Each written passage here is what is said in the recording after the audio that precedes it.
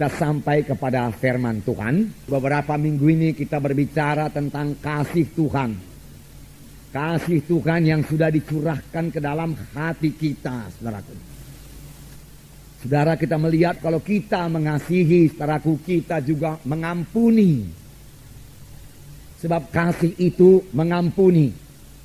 Salah satu contohnya yang telah kita lihat yaitu Yusuf dalam perjanjian lama. Kita mengetahui Yusuf ini anak Yakub, kemudian dijual oleh saudara-saudaranya ke Mesir. Dan Potifar, saudaraku, membeli Yusuf, kemudian menjadi budak di rumah Potifar. Dan istri Potifar ini tertarik pada Yusuf dan mengajaknya berbuat dosa. Tetapi dengan tegas Yusuf menolak. Dia tahu dosa itu akan menceraikan dia dengan Tuhan. Dia tahu dosa itu akibatnya jelek sekali. Dia tahu dosa itu, saudaraku, akan menggagalkan panggilan Tuhan dalam hidupnya. Dia tahu dosa itu menduka citakan hati Tuhannya. Oleh sebab itu dia menolak dosa itu, saudaraku. Dan istri Potifar menjadi marah dan memfitnah Yusuf.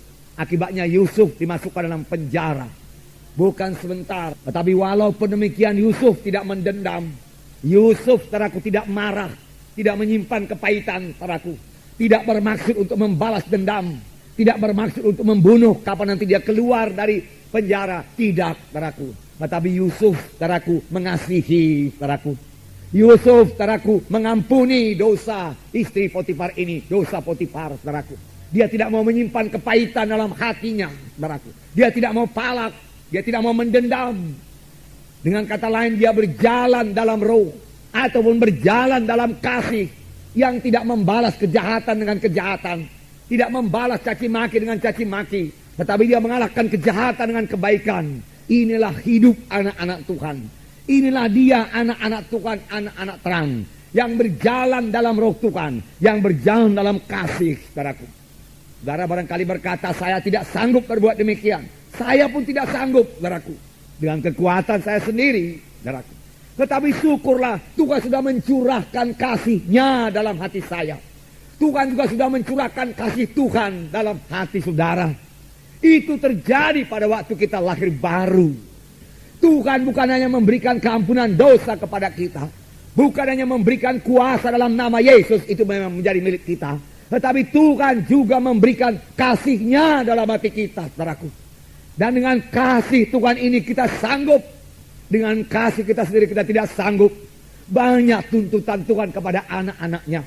Bahkan Tuhan berkata, kasihilah musuhmu. Doakanlah orang yang menganiaya kamu. Bagaimana bisa, saudaraku, dengan kasih manusia? Dia tidak akan sanggup melaksanakannya dengan kasih manusia. Tetapi syukurlah Tuhan, saudaraku, mengaruniakan kasih-Nya kepada kita. Yang diberikan Tuhan pada waktu kita lahir baru. Pakailah kasih Tuhan ini. Selalu bereaksi dengan kasih Tuhan, saudaraku. Memang, saudaraku, kadang-kadang kita mau bereaksi dari daging kita. Saya percaya ini juga terjadi bagi Yusuf. Yusuf, saudaraku, pada waktu dia ditangkap, dimasukkan dalam penjara, dagingnya bisa bicara. Yusuf, kau tidak berbuat apa-apa, tapi kau dimasukkan dalam penjara, jahat sekali istri Potifar itu. Kau mempunyai Allah yang hidup, suruhlah Tuhan menghukum dia. Bisa saja demikian, dan mungkin saja demikian terjadi di dalam hati Yusuf, saudaraku. Tetapi Yusuf tidak membiarkan pikiran itu menguasai hatinya. Segera dia usirkan pikiran itu, saudaraku. Dia tahu dia anak Tuhan. Dia tahu dia anak terang. Firman Tuhan berkata, jikalau kamu hidup dalam kebencian, sampai sekarang ini pun kamu masih dalam kegelapan. Firman Tuhan berkata. Yusuf mengetahuinya, saudaraku. Oleh sebab itu Yusuf melawan kehendak dagingnya, saudaraku.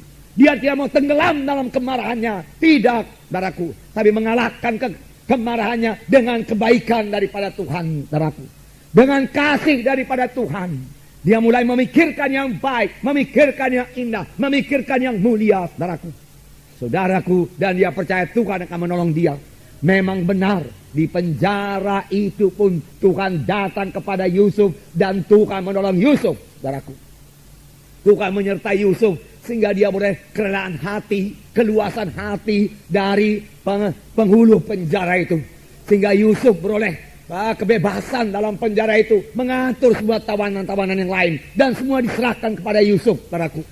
Dia menjadi pemimpin di penjara juga, saudaraku. Nah, di penjara itulah saudaraku dia bertemu dengan pegawai minuman, pegawai makanan raja, di mana dia mengetahui seluk-beluk kerajaan, saudaraku. Karena dia di penjara selama 13 tahun. Kemudian dia keluar dari penjara dengan pertolongan Tuhan, dengan ajaib Tuhan. Sesudah itu dia memerintah Mesir selama 80 tahun lamanya. Karena dia dipanggil Tuhan pada umur 110 tahun. Dia hidup sepuas-puas umurnya. Dia berjumpa kembali dengan bapaknya Yakub. Dia sempat menolong saudara-saudaranya semua. Tinggal saudara-saudara semua tidak perlu saudaraku mati kelaparan. Bahkan dia berdamai dengan saudara-saudaranya semua. Sekaligus saudara-saudaranya yang pada mulanya tidak peduli satu sama lain menjadi saling mengasihi satu sama lain, saudaraku. Dan inilah permulaan daripada bangsa pilihan Tuhan, bangsa Israel menjadi besar di tanah Mesir, saudaraku. Dan saudara, karena Yusuf tetap dalam Tuhan, kemudian Yusuf punya visi lagi. Visi dari Roh Kudus, bahwasanya satu saat nanti bangsa pilihan Tuhan ini, bangsa yang besar ini akan keluar dari tanah Mesir dan menuju tanah perjanjian. Dan Yusuf berkata kepada tua-tua sidang pada waktu itu, pada waktu umurnya 110 tahun, berjanjilah kamu di depan Tuhan. Pada waktu kamu nanti meninggalkan tanah Mesir ini, bawalah tulang-tulangku beserta dengan engkau. Aku tidak mau tinggal di tanah Mesir, dia katakan. Aku tidak mau jadi mumi di sini, bagaimana kebiasaan orang Mesir. Aku tidak mau memiliki piramid, dia katakan. Tidak, dia bisa memiliki piramid karena dia sejajar dengan Firaun yang lain, saudaraku. Dia sangat berkuasa. Nah, tapi dia berkata, aku mau nanti bersama-sama dengan Tuhan. Tuhan akan memimpin kita keluar dari tanah Mesir ini ke tanah perjanjian. Aku mau berjalan bersama-sama dengan Tuhan. Aku mau melihat Tuhan, dia katakan. Aku mau melihat kuasa Tuhan. Aku mau masuk tanah perjanjian. Dan itu terjadi, saudaraku, puji Tuhan. Inilah terjadi bagi orang yang berjalan dalam Roh Tuhan, yang berjalan dalam kasih, yang selalu mengampuni, yang tidak membalas kejahatan dengan kejahatan, tetapi dengan kebaikan. Hatinya selalu terang dan dia mewarisi tanah Kanaan. Dia masuk ke tanah perjanjian. Puji Tuhan, saudaraku. Itu kasih yang mengampuni, saudaraku. Selalu mengampuni. Selalu kita sadar kita harus selalu mengampuni, saudaraku, selalu mengampuni. Dari itu, saudaraku, mari berjalan dengan kasih. Minggu-minggu yang lewat juga kita melihat bagaimana Yesus berjalan dengan kasih. Dan selalu kita baca, hati Yesus tergerak oleh belas kasihan. Dan saudaraku, kita melihat, saudaraku, bagaimana Yesus melihat orang banyak yang dengan rindu, saudaraku, dengan haus mendengarkan berita firman Tuhan. Sehingga mereka mendengarkannya sampai hampir malam. Orang-orang banyak itu tidak peduli lagi soal makan. Dan murid-murid sudah siap sedia menyuruh murid-murid menurut orang banyak itu pulang. Tetapi Tuhan berkata, jangan suruh mereka pulang. Mereka sudah lapar. Berilah mereka makan. Yesus memandang kepada orang banyak dan hati Yesus tergerak oleh belas kasihan. Inilah hati Yesus. Inilah kasih Yesus. Dia tidak mau membiarkan mereka pulang dengan laparnya. Hatinya tergerak oleh belas kasihan. Karena hatinya tergerak oleh belas kasihan, doanya berkuasa, mujizat pun terjadi, saudaraku. Biarlah ini menjadi teladan bagi kita. Bahwasanya hati yang tergerak oleh belas kasihan itu digerakkan oleh kasih Allah. Dan karena digerakkan oleh kasih Allah, kuasa Tuhan ada di situ, saudaraku. Dan kita bisa berdoa dan mujizat Tuhan akan terjadi. Yesus mengambil 5 roti dan 2 ikan. Lalu memecah belahkannya, saudaraku. Lalu 5.000 orang makan semuanya, saudaraku. Sampai kenyang dan sisanya 12 bakul. Mujizat terjadi. Bahkan mujizat selalu terjadi sampai sekarang ini. Di mana ada hamba Tuhan, anak Tuhan yang hatinya tergerak oleh belas kasihan. Karena iman bekerja oleh sebab kasih. Tidak cukup hanya mengetahui firman Tuhan saja. Tidak cukup hanya percaya kepada firman Tuhan. Bagus sekali percaya kepada firman Tuhan, saudaraku. Tidak cukup hanya mengakui, mengucapkan firman Tuhan. Bagus sekali. Namun itu saja tidak cukup untuk menurunkan mujizat Tuhan.